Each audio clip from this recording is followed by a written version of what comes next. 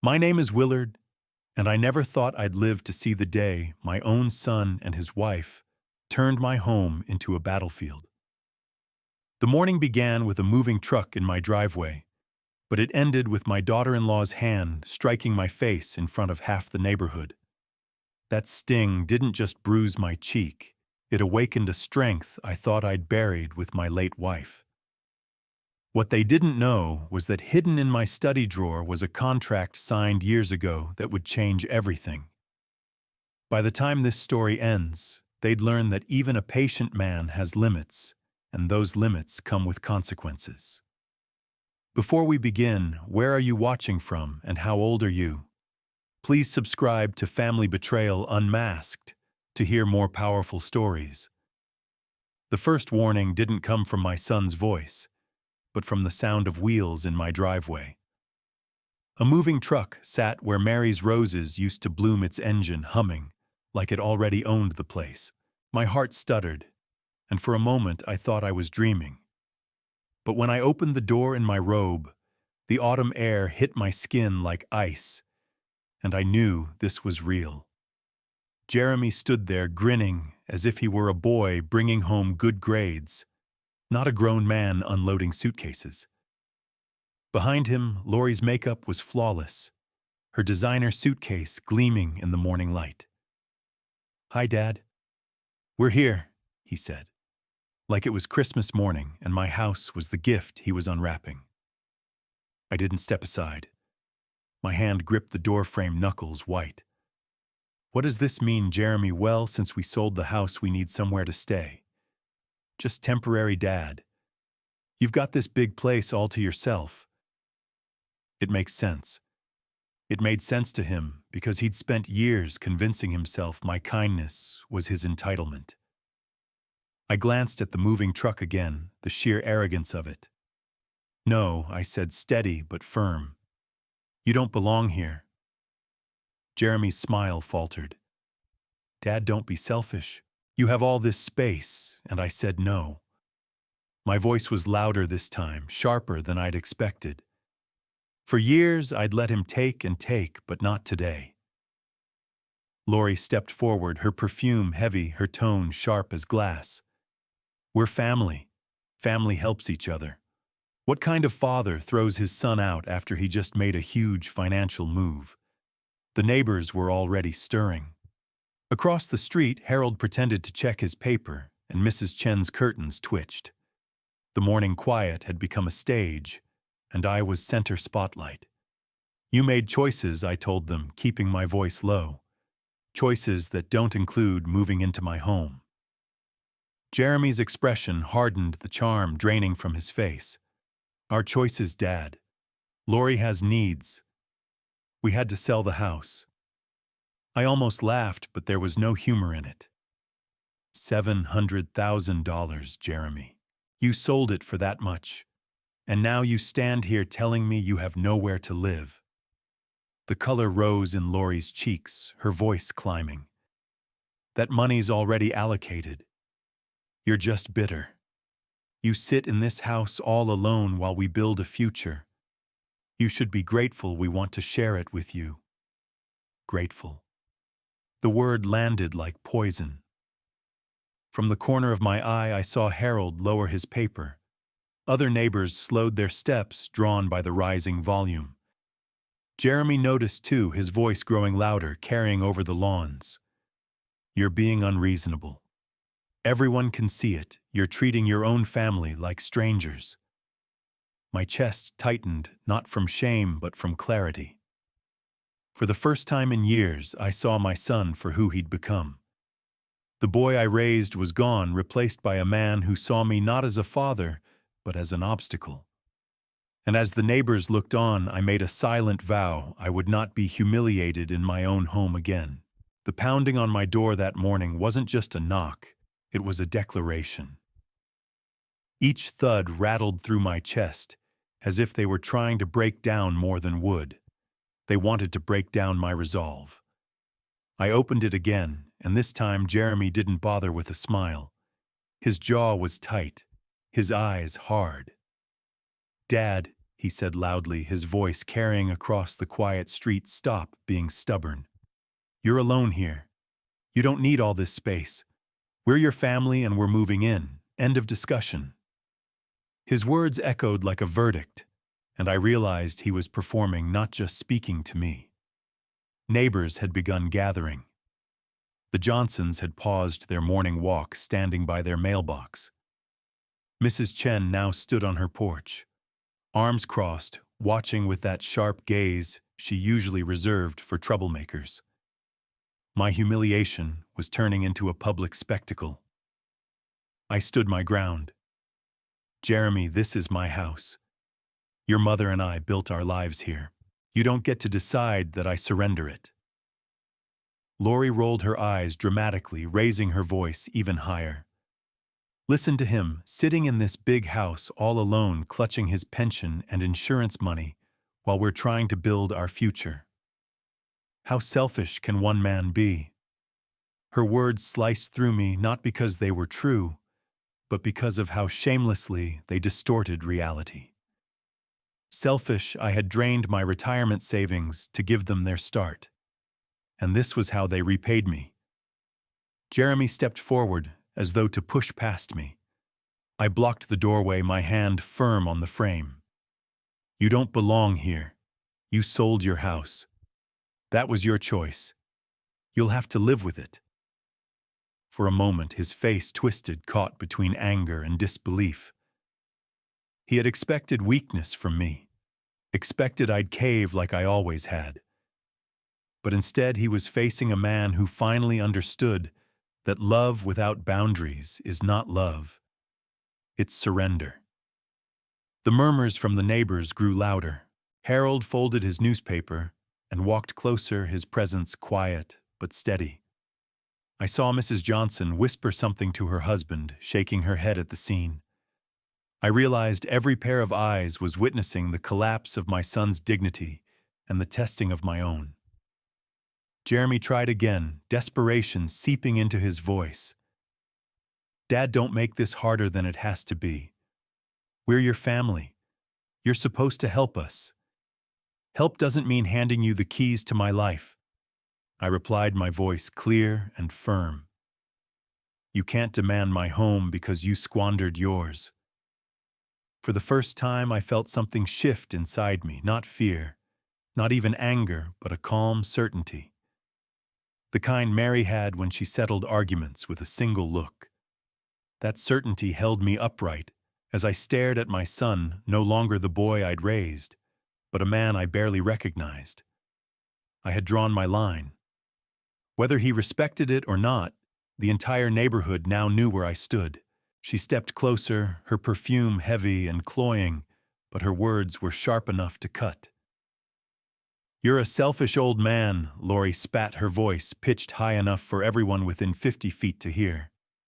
You sit here surrounded by space you don't need, while your own son and I are left in the cold.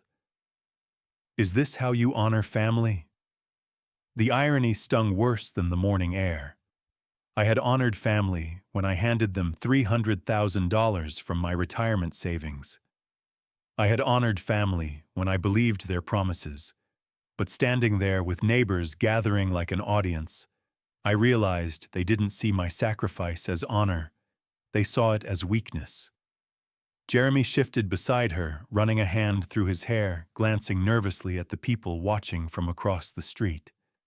Still, he tried to salvage control of the scene. Dad, we sold the house for $700,000. That money was meant to give us a future. Don't twist this into something ugly. We need your support, not your criticism. My laugh came out hollow. Support? You squandered a fortune in weeks on cars, jewelry, and vacations. That wasn't support, that was indulgence. And now you want me to foot the bill for your recklessness. Gasps rippled through the onlookers. The Johnsons whispered to each other. Mrs. Chen leaned further over her porch railing, shaking her head. My humiliation was transforming into something else, clarity. Lori's face reddened, her manicured fingers trembling as she jabbed them toward me. You think you're some kind of hero, because you sit in this drafty old house clutching scraps of paper. Newsflash, you're nothing without us. And soon, you'll be old sick and begging us to take care of you." Her words landed like poison, but instead of shrinking back, I felt a steadiness I hadn't known in years. I straightened, pulling the robe tighter around me, and spoke so all could hear. "If you think threatening your own father earns you respect, you've learned nothing in life. This house is my home, my sanctuary, and you will not cross this threshold." Jeremy muttered something under his breath, but Lori wasn't finished. She stepped closer until I could see the fury in her eyes, until her perfume suffocated the cold October air. "You'll regret this," she hissed. Then it happened, the slap. Her hand cracked across my cheek, the sound echoing down the street like a gunshot. My head snapped sideways, the sting immediate, my vision blurring for a moment. Gasps erupted around us. Harold dropped his newspaper. Mrs. Chen shouted something in Mandarin, her voice full of outrage. Even Jeremy's eyes widened, though he quickly grabbed her arm to drag her back. My cheek burned, but my pride burned hotter. I touched the skin lightly, aware that I was no longer just a father facing betrayal. I was a man assaulted on his own porch, in front of half the neighborhood. The shame Lori meant to cause me had the opposite effect. In that moment, I felt something ignite deep inside, a resolve forged not from anger, but from dignity. The sting of her hand still lingered on my cheek, but what I felt most was the weight of silence that followed. For a moment, the entire street froze, dogs stopped barking, footsteps halted, even the October wind seemed to pause. Everyone had seen it. My humiliation was now public, undeniable. Harold was the first to move. He stepped off his lawn newspaper, crumpled in his fist, and called out, "That's enough." His voice cracked through the morning like thunder. The Johnsons nodded firmly from their mailbox, their expressions hard with disapproval. Even Mrs. Chen, usually soft-spoken, shouted shameful from her porch. I straightened slowly, my hand brushing the tender skin on my face. I looked at each of them not out of embarrassment, but to silently thank them for standing with me. For once, I wasn't alone. Jeremy tugged at Lori's arm, trying to pull her toward the car. "Come on, let's go." His voice was low but strained. She resisted, glaring at me as if daring me to retaliate. "You'll regret this, old man," she shouted, her words cutting sharper than the slap itself. Their car doors slammed, the moving truck engine roared to life, and within minutes, they were gone, leaving only tire marks scarring my driveway. The neighbors lingered, hesitant, unsure if they should approach or give me space. Harold walked up slowly, his weathered face full of concern. "Willard, friend, you did the right thing. Don't let them make you doubt yourself." I swallowed hard, the heat of humiliation mixing with something colder clarity. "Did you see what happened?" I asked, though I already knew the answer. "Every bit of it," Harold said. He gestured toward the Johnsons, who raised their hands in silent confirmation, and Mrs. Chen, who nodded firmly. "If you need witnesses, you've got them." The words landed with more power than any blow.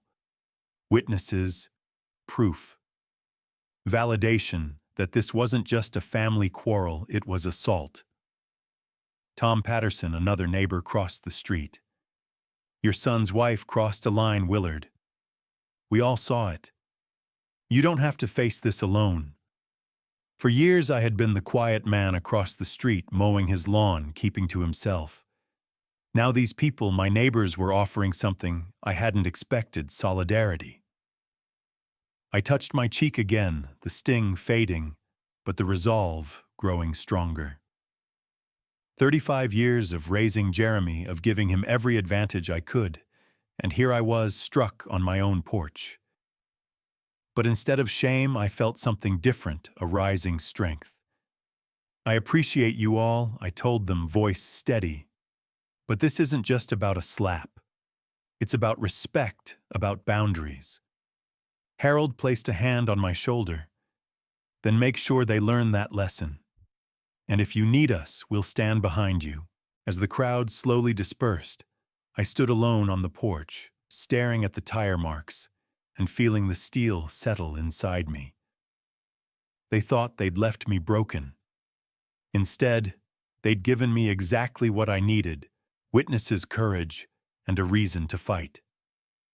When the last of the neighbors drifted back to their porches and kitchens, the quiet returned, but it wasn't the same kind of quiet I'd known before. This was heavier, more deliberate, as if my house itself was holding its breath. I stepped back inside, closing the door with a firm click, and leaned against it for a moment. My cheek still tingled, but the humiliation was already hardening into something far more useful. I walked into my study, that familiar room lined with books and the faint smell of cedar. The desk lamp cast a yellow glow over papers I hadn't touched in months. Mary's photograph rested on the mantel, her eyes calm and knowing. I could almost hear her voice reminding me being kind doesn't mean being weak. The thank you card Jeremy and Lori had written 3 years ago still sat in the top drawer. Dad, you're the best. We'll definitely pay you back. Love, Jeremy and Lori. The handwriting looked innocent then. Now it looked like evidence. My fingers trembled slightly as I set it beside my bank statements. I pulled out the manila folder marked Jeremy House Loan 2021. The edges were worn, but the contents were untouched: withdrawal slips from my retirement notes of our conversations and copies of emails arranging the loan. I spread them across the desk like pieces on a chessboard. Each document told a story not of generosity, but of betrayal. As I shuffled through the pages, I found the contract Samuel Grant, my attorney and old friend, had insisted we draft. 8 pages typed and notarized, Jeremy's hesitant signature scrawled at the bottom. He hadn't wanted to sign that day. He'd asked me if I trusted him. I told him trust and responsibility were 2 sides of the same coin. Now, years later, that coin gleamed brighter than ever. I sank into my chair, the leather creaking beneath me, and picked up my old calculator. Principal $300,000, interest 8% annually, 3 years of neglect.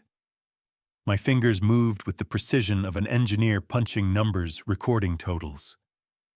$372,000. Not just what he owed me, but what he had denied existed. I sat back, staring at the figure written neatly on my yellow legal pad. For the first time since that slap, I felt control. Jeremy had thought I was powerless, a lonely widower with nothing but memories. He was wrong. I had records, witnesses, and most importantly, resolve. I closed the folder carefully, locking it back into the drawer. Then I looked once more at Mary's picture. You were right, I whispered. Being nice doesn't mean being weak. It means knowing when to stop.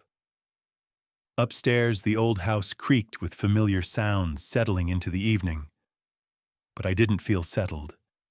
I felt sharpened. This wasn't the end of a humiliating morning. It was the beginning of a new chapter. Jeremy thought he could erase promises with arrogance. Lori thought she could silence me with a slap. They were both about to learn that I was done being silent. Paper doesn't forget what people try to erase. That was the thought circling in my mind as I opened the manila folder again the next morning. Sunlight streamed through the blinds, catching the edges of the documents like they were glowing with purpose.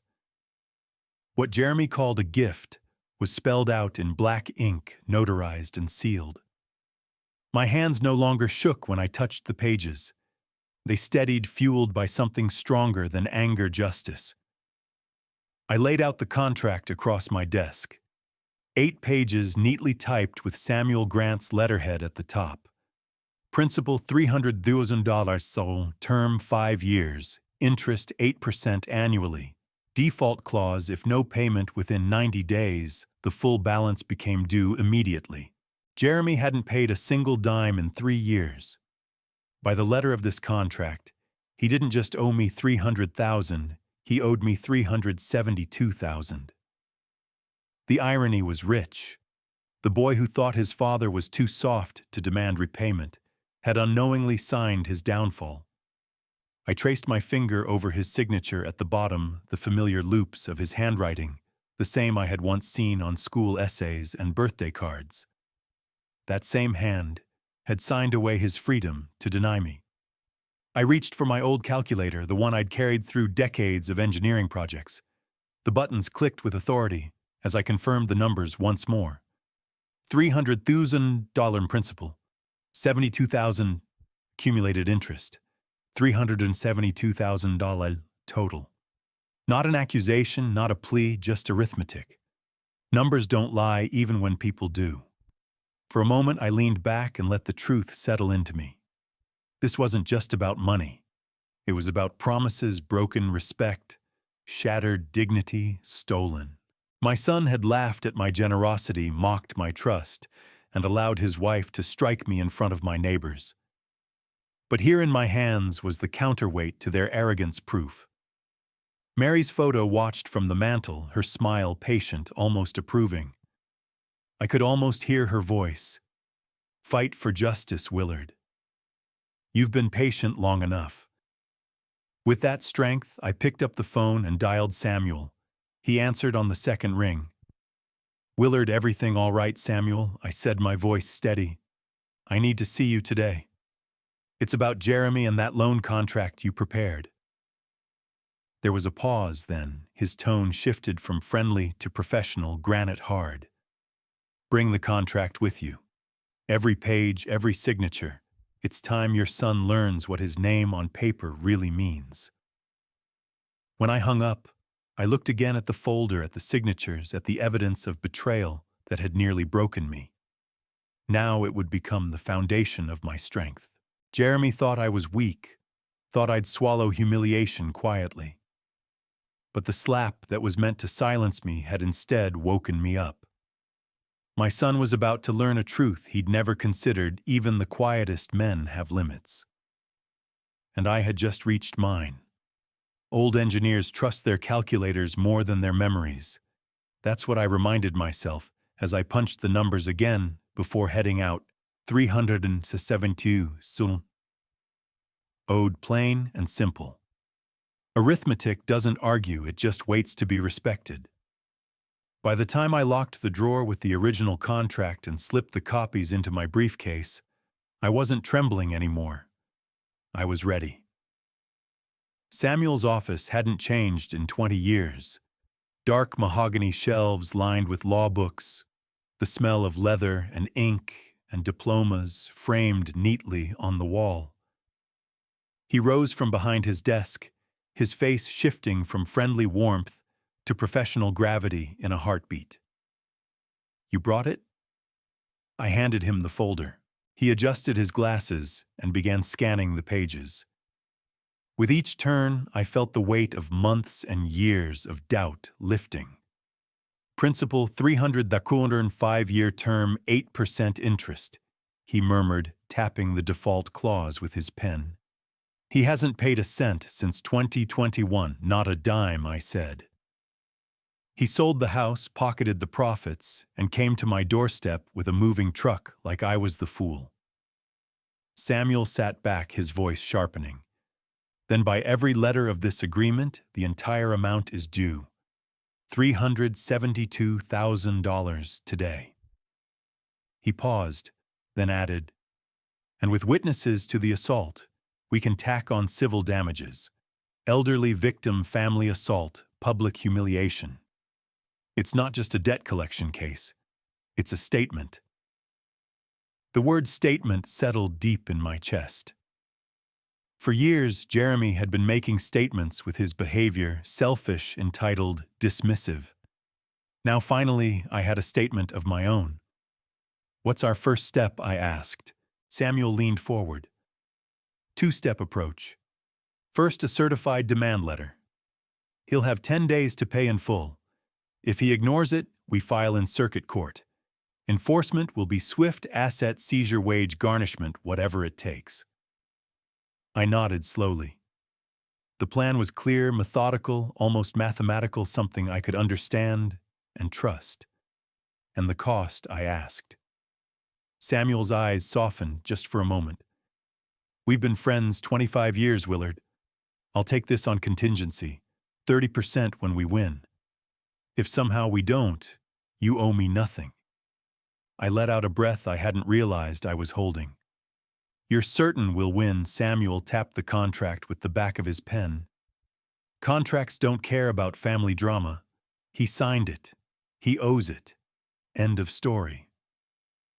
I closed my eyes briefly, picturing Mary's smile, her steady faith in responsibility and order. She would have been proud that I finally stood my ground. When I opened them, I wasn't thinking about humiliation anymore. I was thinking about strategy, about leverage, about how a man could be pushed to the edge and still find his footing. Jeremy thought his father was too soft to fight. Soon he'd learn just how sharp a quiet man could be. When patience fails, procedure takes over. That thought carried me through the following morning as I waited for Samuel's office to open. The man had been my friend for decades, but when I walked into his conference room with the folder under my arm, he was no longer just a friend. He was a weapon. He spread the contract across the polished mahogany table like it was a battle plan. Willard, he said, adjusting his glasses, your son has no legal escape hatch. He signed. We witnessed. It's notarized. He doesn't just owe you, he owes you now. I leaned back, the leather chair creaking beneath me. For the first time since that slap, I felt something new stirring inside, not just anger, but power. Samuel outlined the next step with clinical precision. We send a certified demand letter tomorrow. 10 days to pay the full $372,000. If he refuses or ignores it, we file immediately. Breach of contract is straightforward. Add in assault charges, emotional distress, and the fact that half your neighborhood saw what happened. This is a slam dunk case. I nodded, letting his words settle. For years, Jeremy had thrived on drama, using guilt and manipulation to make me retreat. But contracts weren't emotional. They were numbers, signatures, obligations. Cold, hard reality. What about Lori? I asked. She's the one who struck me. Samuel's jaw tightened. That's civil assault and battery. With witnesses, it's indefensible. We can pursue damages. Courts take a very dim view of younger adults assaulting elderly parents, especially in public. Elderly, I muttered the word, stinging, though I knew it was true. At 68, I wasn't young, but maybe that made this fight more important. This wasn't just about money, it was about dignity. Samuel leaned forward, lowering his voice. Willard, I want you to understand something. This isn't revenge. This is accountability. Jeremy and his wife thought you were an easy mark. They're about to learn otherwise. I thought back to the years of small betrayals, missed birthdays, empty promises, calls only when money was tight. I'd excused them, told myself he was still finding his way. But now the excuses were ashes. What do you need from me? I asked. Documentation. Everything you have. Bank statements, the thank you card, even that photo of the mark on your cheek. Every detail strengthens your case. I reached into my briefcase and pulled out the envelope. I'd prepared copies of statements, photographs, even notes I'd written after the confrontation. Samuel accepted it with a firm nod. This is meticulous, he said. You've done half my work already. 40 years in engineering, I replied, almost smiling. Details are the only way you build anything worth keeping. He returned the smile briefly before his expression hardened again. Jeremy thinks this is still about family. In court, it's about facts, and facts don't bend for tantrums. As I left his office, the chill October wind swept against my face, but I didn't shiver. For the first time in years, I felt unshakable. Jeremy had mistaken my silence for surrender. Soon he'd see it for what it truly was, preparation. I didn't wait long to make my move. That evening after dinner, I sat in my study with the folder open and the phone in my hand. I wasn't calling my son to plead or to argue. I was calling to record, to capture his arrogance in his own words. Jeremy answered on the third ring, his tone casual, almost dismissive. "Yeah, Dad, Jeremy," I said evenly. "I'm calling to demand immediate repayment of the loan I provided for your house purchase in June 2021. There was a pause then, a laugh, short, bitter. "Loan, Dad, that wasn't a loan. That was a gift. You gave us that money."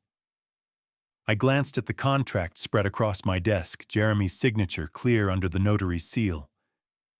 "You signed a legal agreement. Principal $300,000 interest at 8%. You haven't made a single payment. By the contract, the full amount is now due $372,000. His tone sharpened.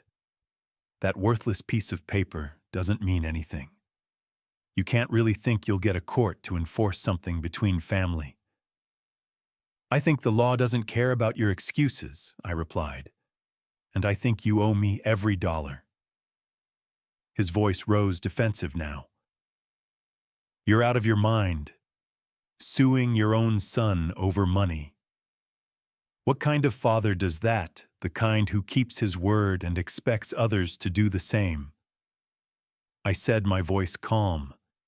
"The kind who doesn't tolerate being struck on his own porch." There was silence on the line, then a sharp exhale. "That was barely a slap. You're making it sound like attempted murder." I wrote the words down as he said them. Barely a slap. Admission recorded. His own attempt to minimize it would become proof of what happened. "And you threatened me," I added. "You told me I'd regret not letting you in." "That's intimidation, Jeremy." He scoffed. "You're twisting everything. You'll regret this, Dad. You won't see what's coming." I let the silence stretch, then said, "Every word you speak is going into my notes. My attorney will be very interested in your threats." The line went dead. I sat back, pen in hand, writing down every sentence while it was fresh.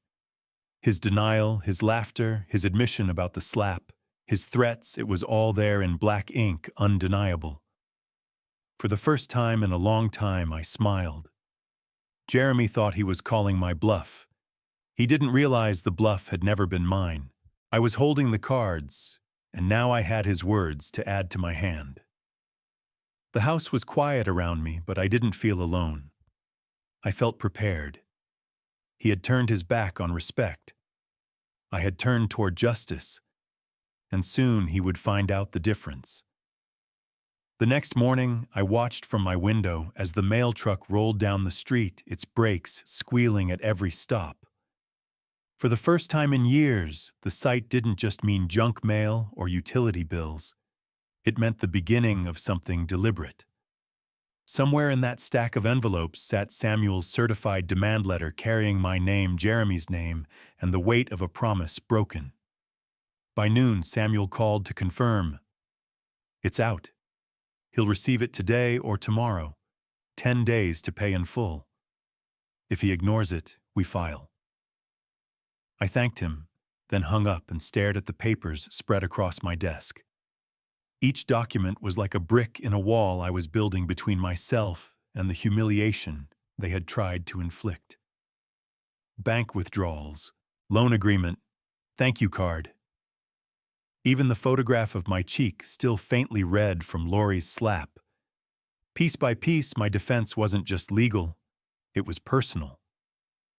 That afternoon, Harold stopped by carrying his coffee mug. "You holding up?" he asked, glancing at the folder on my desk. "I'm doing more than holding up," I told him. "I'm fighting back." He nodded, his weathered face approving. Good. Too many folks let family walk all over them because they're afraid of what neighbors will think. But we saw it all, Willard. We'll stand with you. His words steadied me more than I expected. For so long I'd thought of myself as a man alone, a widower rattling around in too much space. But the slap had changed more than my own resolve. It had shown me I wasn't as isolated as I believed. That evening, I sat down with a fresh legal pad and began to write. At the top, in block letters, I marked Jeremy Legal Action. Beneath it, I listed every step Samuel had outlined. 1. Demand letter sent, 10 days. 2. Court filing, within 2 weeks. 3. Witness statements, Harold Johnson's Mrs. Chen. 4. Civil damages, assault, humiliation, emotional distress. The structure calmed me. Numbers, steps, procedure, it was the language I understood. Revenge wasn't rage anymore. It was strategy. I looked again at Mary's photograph, her knowing smile catching the lamplight. You'd approve of this, I whispered. Not out of spite, but out of principle. He needs to learn. Outside the neighborhood was quiet porch lights flickering on as dusk settled. But inside my study hummed with purpose. Each page of notes, each piece of evidence felt like ammunition carefully loaded into place. Jeremy believed I was still the father who'd cave at the sound of his pleading voice, the man who mistook guilt for love. What he didn't realize was that silence and patience weren't surrender, they were preparation. The slap that was meant to humiliate me had given me everything I needed: witnesses, evidence, and resolve. By the time the demand letter hit his mailbox, the fight was no longer about whether he owed me. The fight was about how long he could deny the inevitable. And for the first time since Mary passed, I looked forward to tomorrow. Fear sounds different on the phone. It doesn't swagger or laugh. It hitches, stumbles, and tries to cover itself with excuses. That's what I heard 3 days later when Jeremy called, his voice stripped of the confidence he had on my porch. Dad, he began, his breath quick and uneven. What is this letter? Samuel sent me some legal thing saying I owe you $372,000. Are you out of your mind? I sat at my desk with the contract open in front of me, his signature staring back. It's a demand letter, Jeremy. 10 days to pay in full. You signed the agreement in 2021. This is me holding you accountable. That wasn't a real contract, he snapped. But his voice cracked. It was just paper to make you feel better. We're family. Family doesn't sue each other. You're right, I said evenly. Family doesn't lie. Family doesn't sell a house for $700,000 and then come to live in their father's home rent-free. Family doesn't raise a hand against an elder on his own porch. There was silence then. Laurie's voice in the background, shrill, angry, impossible to miss. Don't let him scare you, Jeremy. He won't go through with it. But Jeremy didn't sound so sure anymore. His breathing quickened. Dad, even if we wanted to pay you, we don't have that kind of money. The house money is gone. We bought things okay. Things we needed. I leaned back in my chair, forcing myself to stay calm. Then you'll need to liquidate those things. Sell the Mercedes. Sell the jewelry. Return the furniture. Or the court will do it for you. He groaned, frustration spilling out. This is insane. You're going to tear the family apart over money.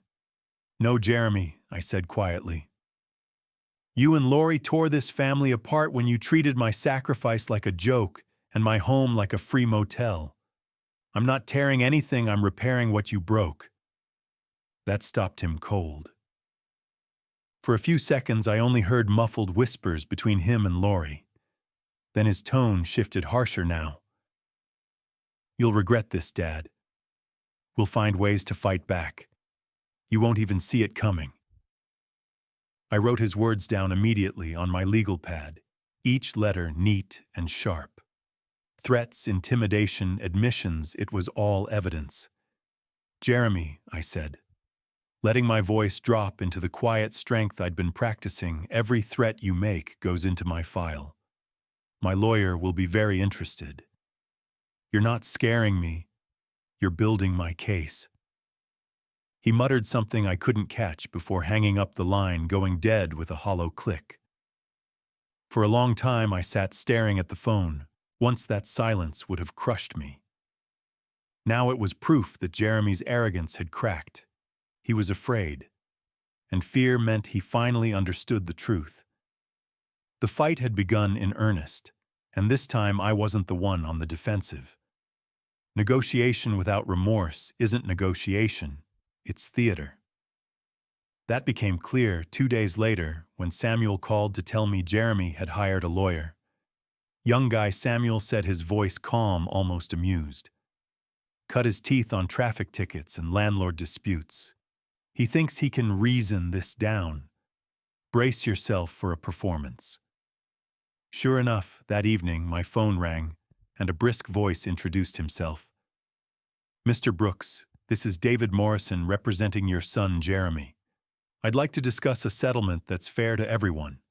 "Fair to everyone," I repeated, glancing at the stack of documents on my desk. "Go ahead." He cleared his throat.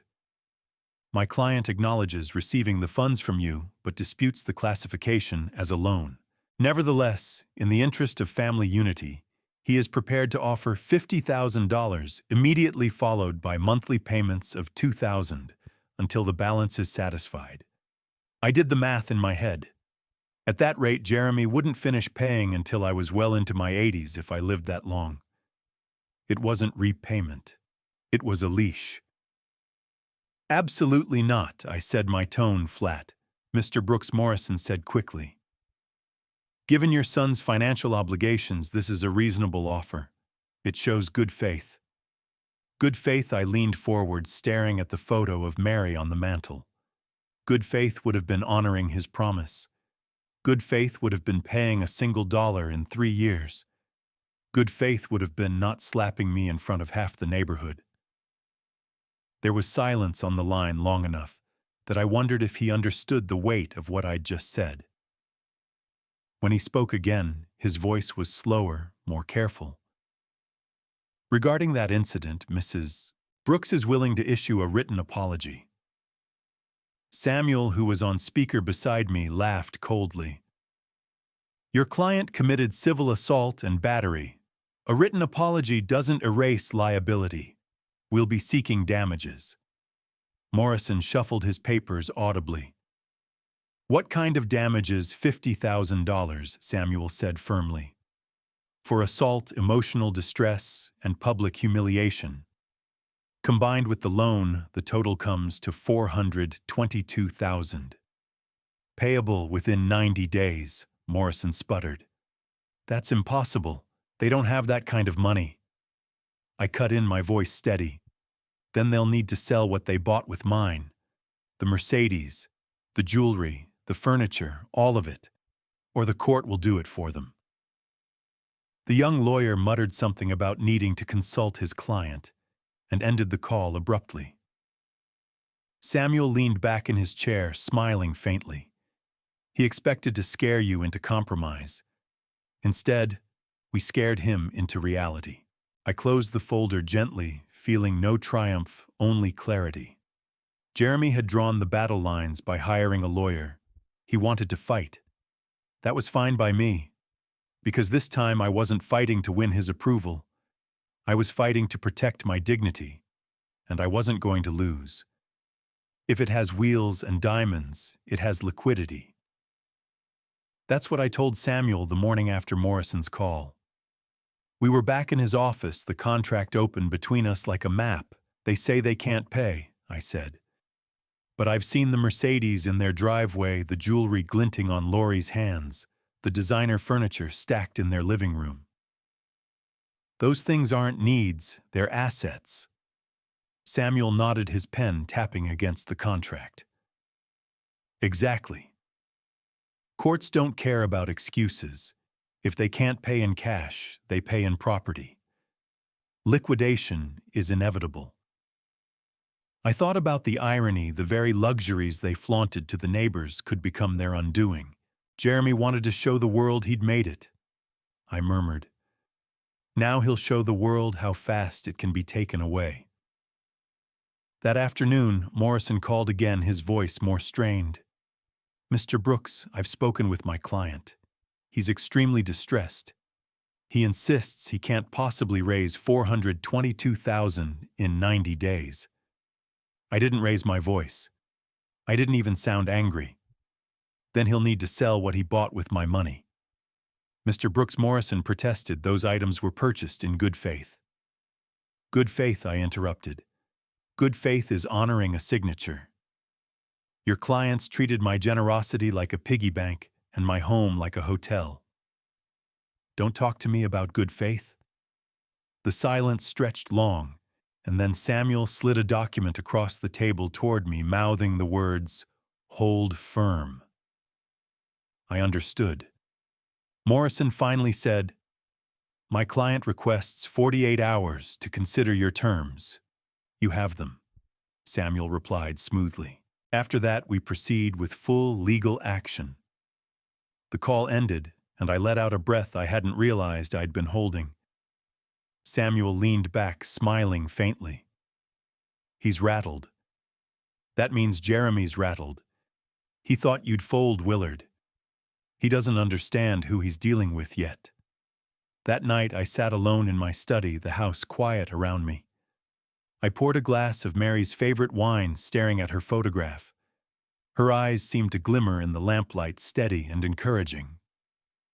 "They thought I was weak," I whispered. "They thought silence was surrender." But it was preparation. Out the window, the street looked calm, Harold's porch light glowing across the way, Mrs. Chen watering her flowers despite the evening chill. Normal life, steady life. And yet inside my house, a storm was brewing. Jeremy and Lori had 2 days to make a decision, sell their luxuries or face the law.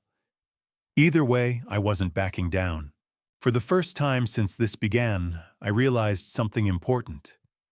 I wasn't just reacting anymore. I was dictating the pace. I wasn't cornered. I was in control. And control once reclaimed is not something a man like me gives up again. Silence can be leverage.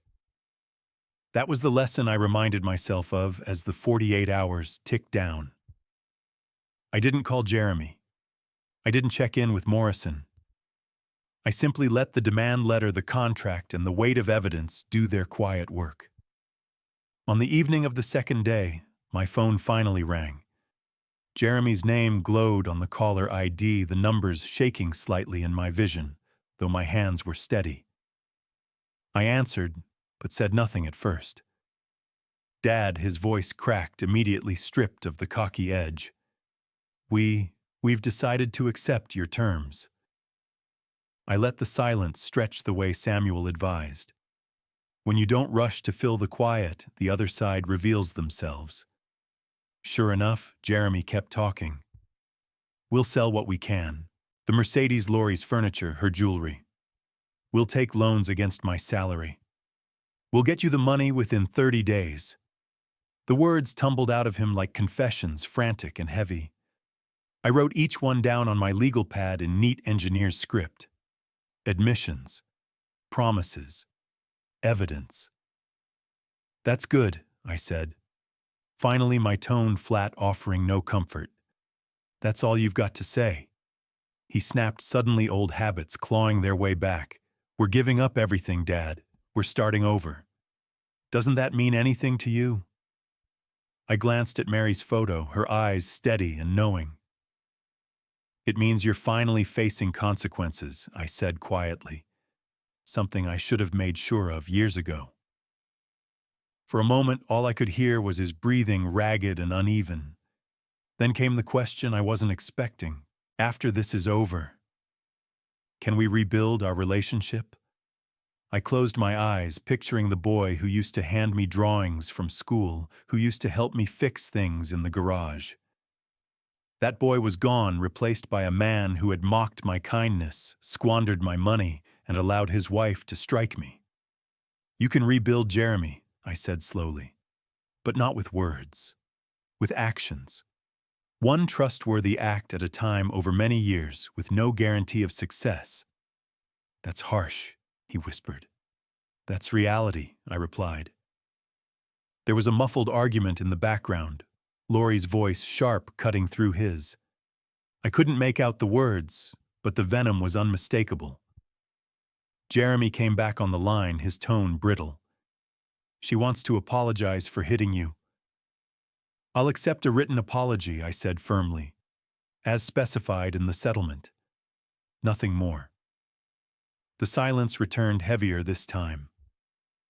Finally, Jeremy sighed. Fine. When the line went dead, I sat staring at the phone. I didn't feel triumph, not exactly. What I felt was steadiness, as if the ground beneath me had finally stopped shifting. Jeremy had come full circle from denial to bargaining to reluctant acceptance. For once, I wasn't chasing him. He was chasing me, and that shift meant everything. Actions rewrite relationships, not apologies. That truth weighed on me as I hung up the phone and sat alone in my study, the contract spread open before me. Jeremy's voice still echoed in my ears, pleading bargaining, then snapping back into that old entitled tone. It wasn't remorse. It was desperation. And desperation can make a man dangerous. The next morning, I met Samuel in his office again. He looked over my notes from the call, nodding at every phrase I'd written down. Good work, he said. You've documented his acceptance, his promises, and his wife's intention to apologize. That alone is powerful leverage. If they try to wriggle out now, the court will see their duplicity. I leaned forward.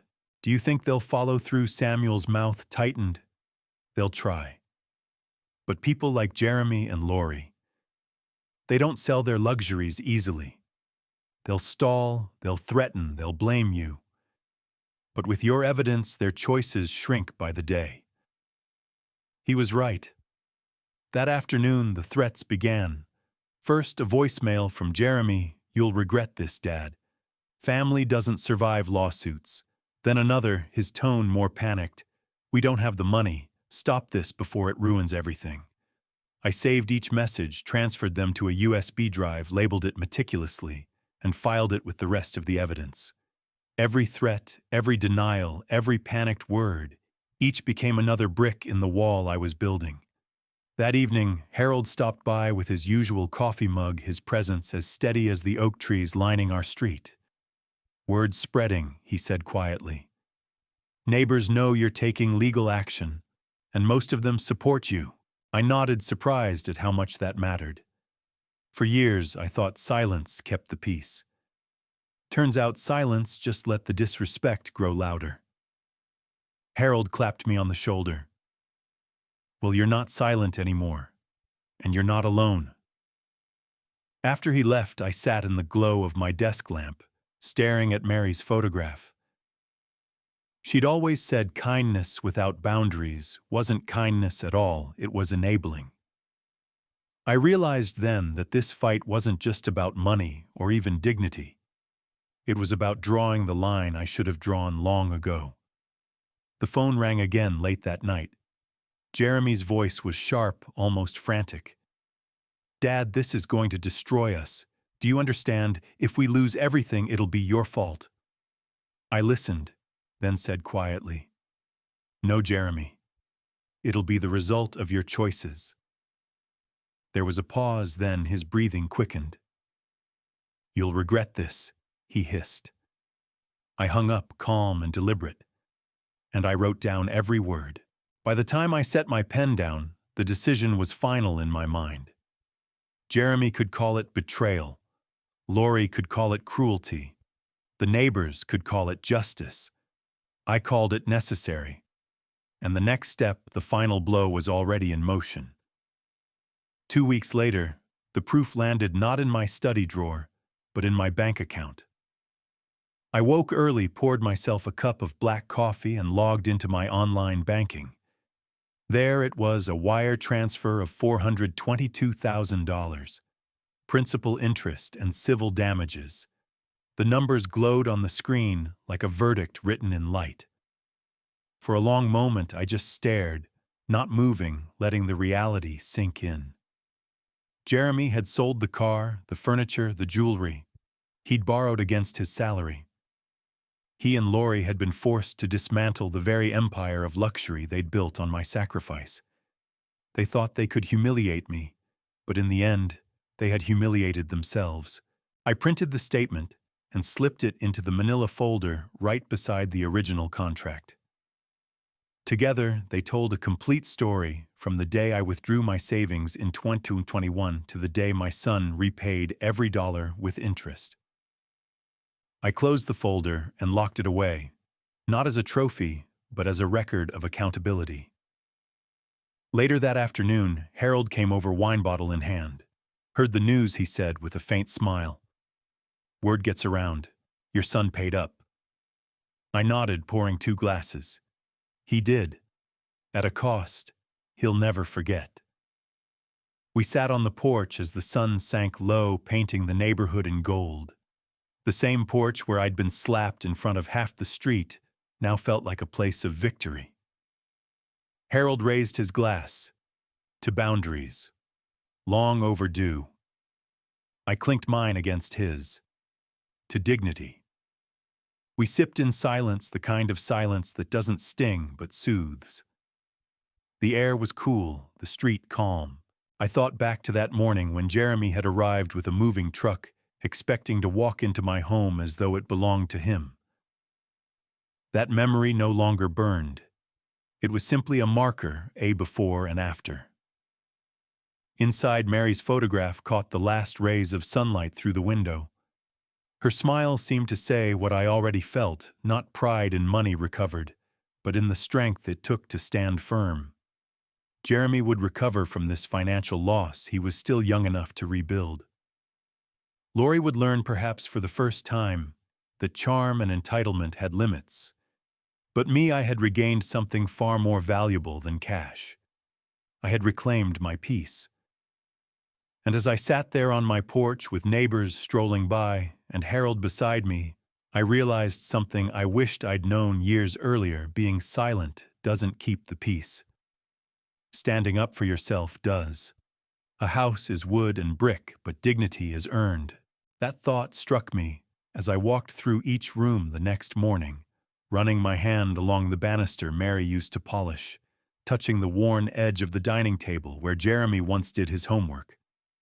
For the first time in years, I didn't feel like these walls were closing in on me. They weren't reminders of what I'd lost. They were proof of what I had defended. The slap hadn't taken my dignity. Jeremy's betrayal hadn't stripped it away. What nearly destroyed me was my own silence, my willingness to excuse behavior that no father should excuse. But now I could walk through this house with my head high, knowing I had drawn a line that could not be erased. Later that day, I stepped outside to check the mailbox. Mrs. Johnson waved from across the street, her husband nodding beside her. "Good for you, Willard," she called. "We heard about the settlement. You did the right thing." Her words carried no gossip, only respect. I realized then that my fight hadn't just been mine. It had resonated with the community. They'd seen me humiliated on my porch, but they also saw me refuse to crumble. That mattered. Harold wandered over, mug in hand as always. "How's it feel?" he asked. "Strange," I admitted. "Like I've been carrying a heavy pack for years, and suddenly it's gone. The weight isn't there anymore." He nodded.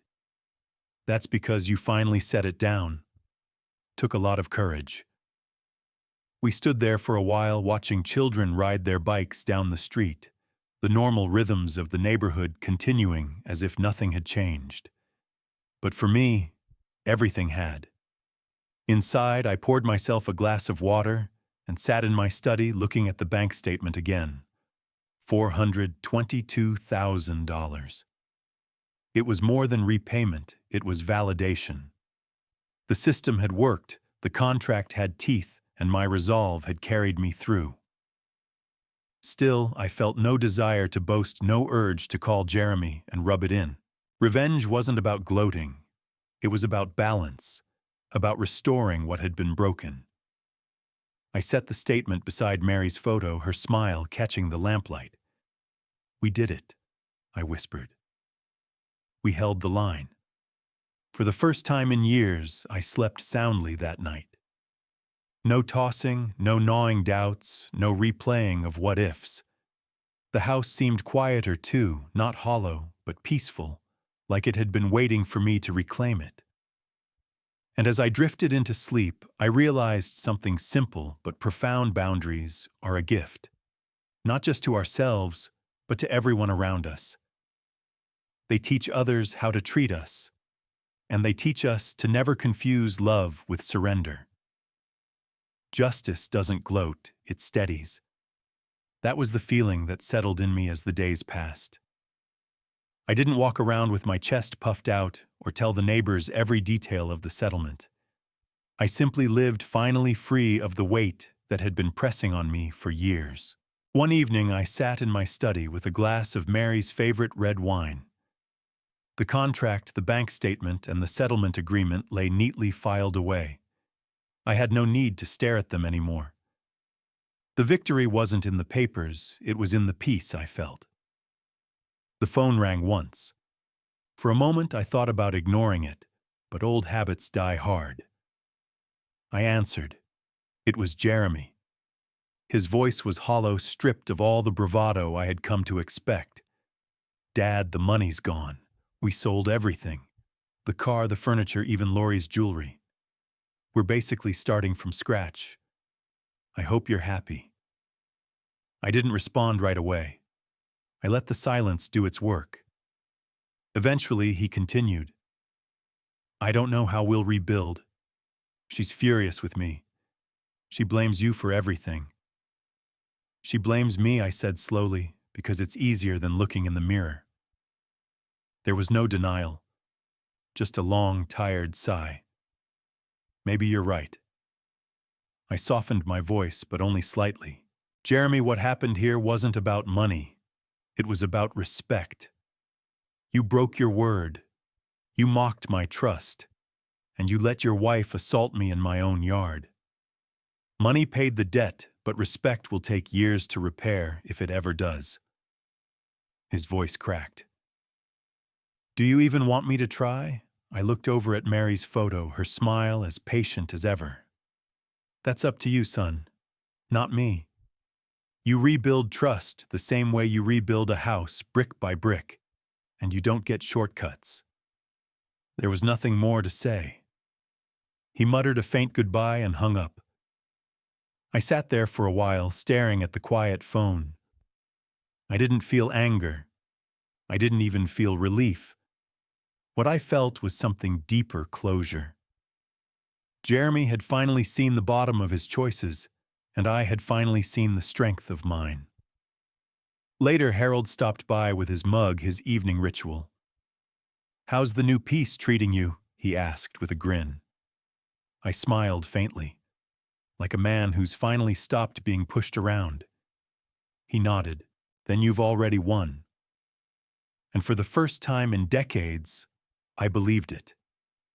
The man in the mirror wasn't a pushover anymore. I realized that one morning as I stood in the bathroom brushing my teeth, catching sight of myself in the glass. The red mark Laurie left on my cheek had long faded, but in its place was something stronger: steel in the eyes of a man who had finally drawn a boundary. I walked downstairs, poured myself a cup of coffee, and settled into my chair by the window. For years, this house had felt too big, too empty, too heavy with silence. Now it felt like mine again. Not just because Jeremy and Laurie were gone, but because I had reclaimed it with dignity. Samuel called later that day to check in. "How are you feeling now that the dust has settled?" he asked. "Lighter," I admitted. For a long time, I thought silence was strength. Turns out silence is just a pause. Strength comes when you finally act. He chuckled. Well, you acted at exactly the right time. Jeremy underestimated you. Most people do when a man keeps his head down. But keeping records, holding on to contracts, documenting details, that's not weakness. That's preparation. After we hung up, I went for a walk down the block. Neighbors waved from porches, some even stopping me to say how proud they were that I had stood up for myself. Mrs. Chen smiled, her arms folded across her chest. Respect, she said simply. That's what you made them learn. Her words stayed with me as I returned home. I stood in the study staring at the locked drawer that now held both the contract and the settlement receipt. Those papers weren't weapons anymore. They were reminders that I hadn't imagined the betrayal, that I wasn't foolish for feeling used, and that I wasn't powerless. That night, Jeremy called again, his tone subdued. Dad, we've moved into a small apartment. Nothing like what we had before. Lori? She's not handling it well. I listened, but I didn't rush to fill the silence. He added quietly, I just wanted you to know. I signed a budget plan. No more reckless spending. I don't know if it means anything to you, but I'm trying. For a moment, I almost heard the boy he used to be, the boy who once handed me crayon drawings and called me his hero. But I held on to the truth. Trust isn't rebuilt with a single phone call. It's rebuilt one action at a time. Jeremy, I said evenly, I hope you do try. But you'll have to prove it not to me, but to yourself. That's the only way forward. When the call ended, I looked back into the mirror before bed. The man staring at me wasn't bitter, but he wasn't naive either. He was someone who had learned that boundaries aren't walls, they're foundations. And mine had finally been poured in concrete. Some lessons cost money. Others cost illusions. That thought carried me as I sat in my study on the final evening of this ordeal, Mary's photograph resting in its familiar place above my desk. The contract, the bank statement, and my notes were all tucked away, but I didn't need to see them anymore. Their job was finished. The true victory wasn't the $422,000 sitting in my account. It was the stillness in my chest, the knowledge that I had drawn a line and held it. For years, I'd confused love with surrender. I had told myself that patience was enough, that one day Jeremy would see my sacrifices for what they were. But all it did was teach him that my silence was permission. Not anymore. The phone rang one last time that week. It was Jeremy again, his voice weary, stripped of any fight. Dad, we're moving forward. Lori's angry, but she signed the apology letter. I sent it to Samuel. I don't know where we go from here. I closed my eyes, listening to the strain in his words. That depends on you, son. Not me. Trust isn't restored overnight. It's earned one decision at a time. And you've got a long road ahead. He sighed, defeated. I know. Then the line went quiet. After the call, I didn't feel triumph or pity. What I felt was closure. Jeremy's arrogance had collapsed under the weight of reality. Lori's entitlement had been checked by consequences she never imagined. And I had discovered that even in the winter of a man's life, there can be a season of strength. Later, Harold came by with his ever-present mug standing on my porch as the sun set. So it's over, he asked. It's over, I said. At least the legal part. He nodded thoughtfully. Then let it be over. You taught them a lesson money can't buy. You taught all of us something, really. As he walked back across the street, I stayed on the porch, letting the evening settle. Children's laughter echoed faintly from down the block.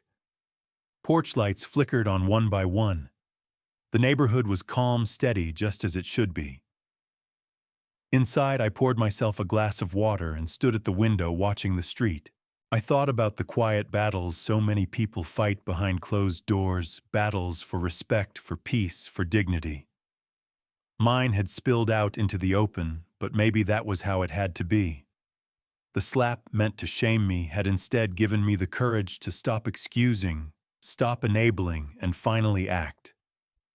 By the time I turned off the lights and headed upstairs, I felt lighter than I had in years. Jeremy would rebuild, perhaps wiser for it. Lori would learn that actions have consequences. And me, I had finally learned that justice, though sometimes delayed, is never lost. The contract was paid, the lesson was delivered, and I was free. Looking back now, I realize the real battle was never about money. It was about boundaries. For years, I believed that love meant silence, that keeping peace meant giving in. But what I learned is that silence without limits doesn't protect love. It corrodes it. My son thought my generosity was endless. My daughter-in-law thought my patience was weakness. They were both wrong. The settlement forced them to pay back every cent. But more importantly, it forced them to see that every action carries a consequence. Selling off their luxuries wasn't just repayment. It was a lesson in accountability. And for me, standing up wasn't just reclaiming money. It was reclaiming dignity. If you're a parent watching this, maybe you've excused behavior you shouldn't have. Maybe you've told yourself it's easier to stay quiet, to let things slide. But ask yourself, are you teaching love or are you teaching entitlement?